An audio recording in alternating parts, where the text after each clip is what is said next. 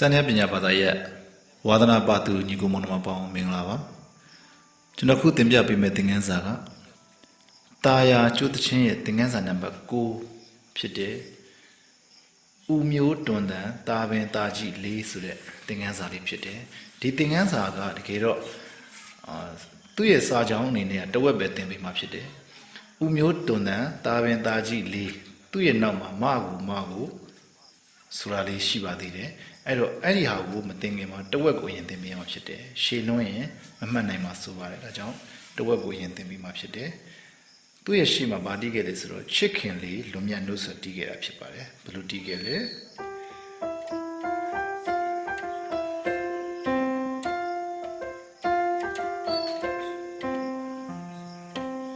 ဒီလိုအဆုံးသတ်ခဲ့တာဖြစ်ပါတယ်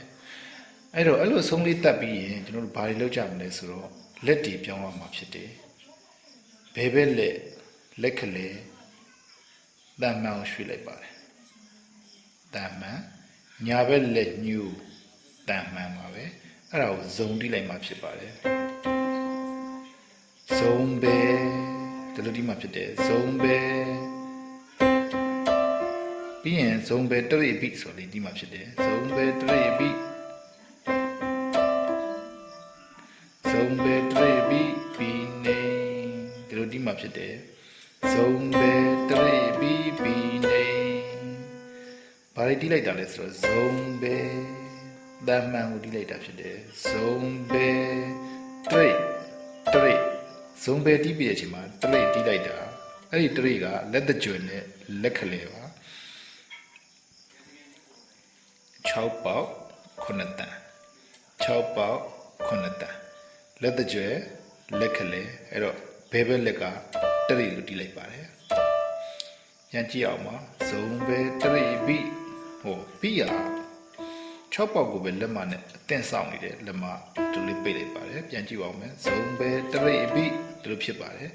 ဇုံပဲတရိပ်ပြီးပြီးနေကပါလေ2ပေါက်ဘယ်ဘက်လက်တကြွ2ပေါက်ညာဘက်လက်မ2ပေါက်ပြီးနေဘဲညာပါဘဲညာပြန်ကြည့်ပါဦးမယ်ဇုံပဲတရိပ်ပြီးပြီးနေဒီလိုလေးကြည့်လိုက်တာဖြစ်တယ်ဇုံပဲတရိပ်ပြီးပြီးနေဒီတန်ဖြစ်ပါတယ်ပြန်ကြည့်ပါဦးဒါပါလဲဆိုဥမျိုးလို့ဆိုလိုက်တာဖြစ်တယ်ဥမျိုးဒီလိုဖြစ်ပါတယ်အဲ့တော့ပြန်တီးမယ်ရပြီအဲ့တော့ဥမျိုးတွန်းတန်းဆိုတာလေးတီးမှာဖြစ်တယ်ပြန်ကြည့်ပါဦးတရိပ်ပြီးပြောင်းအဲ့ဒါတွန်းတန်းပါပဲတွန်းတန်းတရိပ်ခုနကတီးတဲ့တရိပ်ပါပဲတရိပ်ပြီးလက်ခလေးဘဲဘက်လက်ခလေးကတမ်းမှန်ပြီးရင်လက်ညှိုးနှချောင်းဇုံရိုက်မယ်ပြောင်းတရိပ်ပြီးပြောင်းလို့ဖြစ်ပါတယ်တရိပ်ပြီးပြောင်းရပါပြီဇုံပဲတရိပ်ပြီးပြီးနေတရိပ်ပြီးပြောင်းဘုံပြန်ပိတ်လိုက်တယ်လက်ခလေးတမ်းမှန်ပြန်ပိတ်တယ်အဲ့တော့ပြန်ကြည့်အောင်ပါ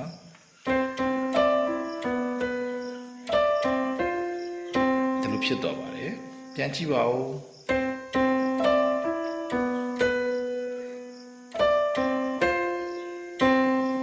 ဒီလိုလေးဖြစ်ပါတယ်အဲ့တော့တချင်းစာသားလေးနဲ့ဆိုရင်ဥမျိုးတွန်းတန်းဒီလိုဖြစ်ပါတယ်ပြန်ကြည့်ပါဦး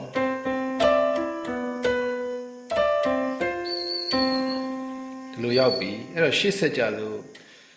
ဘဲဘက်လက်မှာကတ်လက်ရဲ့တစ်ခွက်ကိုတိုးလိုက်ပါတယ်ဒီဘက်ပါ၄ပေါက်ကိုရောက်လာပါတယ်အဲ့တော့ညာဘက်ကတော့မတိုးတော့ဘူးဒီတိုင်းပဲထားတယ်ညာဘက်လက်ခလေးနဲ့တွဲပါမယ်9တန်ဘဲဘက်လက်မှာ၄ပေါက်အတွဲလိုက်တော့မှဖြစ်တယ်ဇုံဒီလိုဖြစ်ပါတယ်ဇုံဒါပါလဲဆိုတော့တာပင်တာဒါတိလိုက်တာဖြစ်တယ်ဇုံ လုံးတွေငါးလုံးတွေငါးလုံးတွေအားလုံးငါးလုံးတွေပါပဲအသင့်နေပါဇုံတီးရယ်ခုနှစ်တန်းနဲ့၄ပေါက်တန်မှန်နဲ့၅ပေါက်တခါဒီဘက်က2ပေါက်နဲ့6ပေါက်ဇုံဒီလိုတီးလိုက်တာဖြစ်တယ်အဲ့တော့ရှေ့ရနဲ့ပေါင်းညစု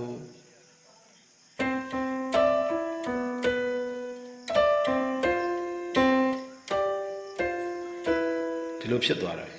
အဲ့လိုရှေ့ဆက်ကြဆိုတော့ရှေ့မှာတရံတီးရမှာဖြစ်တယ်အဲ့ဒီတရံကိုဘာနဲ့တီးမလဲဆိုတော့လက်မပေါ်ကိုလက်ညှိုးလေးကြိုလိုက်တယ်ဒီလိုလေးပါ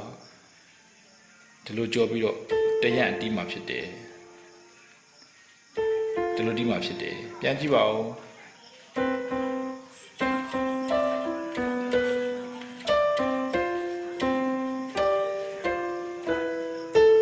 ဒီလိုဖြစ်ပါတယ်အဲ့ဒီတရံပြီးသွားတာနဲ့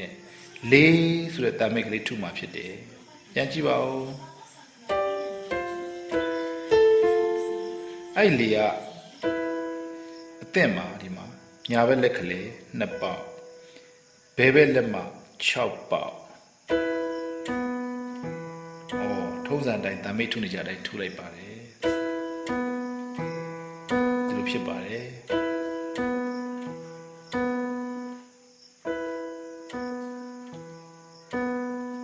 အဲ့တော့အစနေပြန်တီးကြည့်မယ်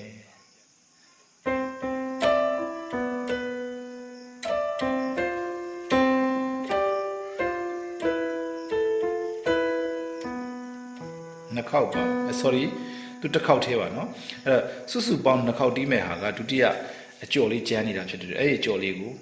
နောက်တစ်ကပ်ဖြတ်ပြီးတင်မှာဖြစ်ပါတယ်အခုကျွန်တော်တို့အခုတီးလိုက်တာကတော့ဥမျိုးတွန်းတန်းတာပင်တာကြီးလေးဆိုပြီးတော့ကျွန်တော်တို့တိထပ်ပုံစံလေးနဲ့အတက်ကလေးတင်ထားတာဖြစ်တယ်နောက်ကတ်ကြကမှကျွန်တော်တစ်ချောင်းလုံးဆုံးမှာဖြစ်ပါတယ်အခုဒါလေးကိုအရင်ကျင့်ထားမှာဖြစ်ပါတယ်ပြန်တီးပါမယ်